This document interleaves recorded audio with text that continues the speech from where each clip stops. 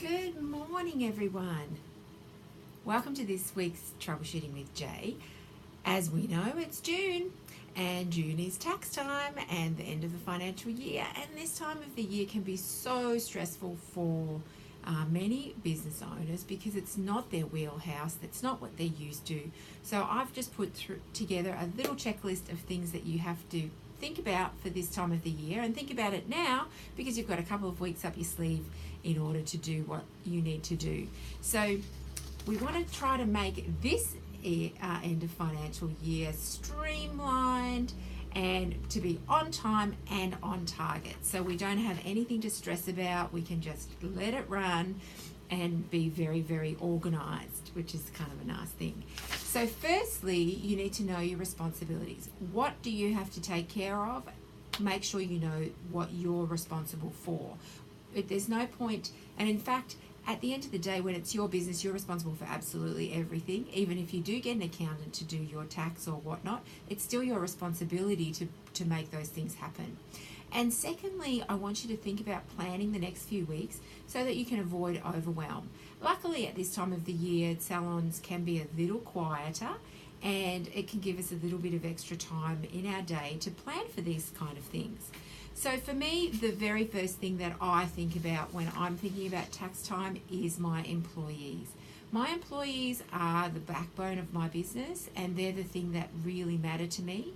And if I can get all their requirements, their payroll done, their superannuation reconciled, and their end of year payment summaries done ASAP, then it allows them to be able to get on and do their tax in a prompt amount of time.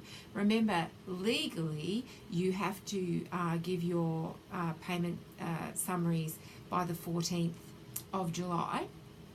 So you only have 14 days anyway after the end of the financial year. So that a lot of employers fall down in this area. So don't let that be what you.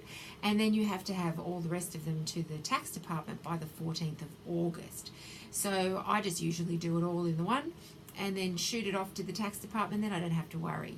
And the other thing I like to do is have a chat to my employees about their holidays for the next few months, so that we can plan and we know what the expectation is for the business. This is just a review of that, really. It's just to pay what you need to and check that you know your lodgement dates.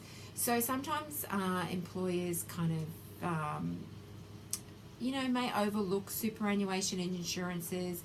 Those are the things, you obviously have to do your BAS, but that's not due for a little while. But I like to make sure that I've done my superannuation and payroll at the same time, so that I can make sure that all the entitlements are paid promptly to my employees. Obviously, we do that on the 14th of each month, or you might do it quarterly, but I just like to make sure that I've reconciled everything so that all of those things get into that financial year. The other thing is I like to, at this point of 2 weeks out, is just check my financials. Am I making a profit? Have I got a bit of extra spare cash? Have I got all the deductions I need? Now is a great time to buy equipment. Lots of places have amazing deals on it this time of the year to capitalize on the end of the financial year sales. So it's a good idea to check that out. And if you've got a little bit of extra cash, go spending. That can't be a bad thing, can it? Another thing that we should check at this time of the year is we need to stock take. If you hold stock, you need an end of financial year stock take. Many small businesses just run and do a stock evaluation at this time of the year, stock adjustment.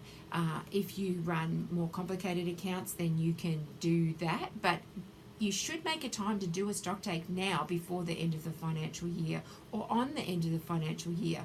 The 30th of June this year is a Saturday, so many of you may or may not be trading. So it might be a good day to close for that business and just do your stock take that day if it's not much, or do it the day before, or but end of the story is plan for that.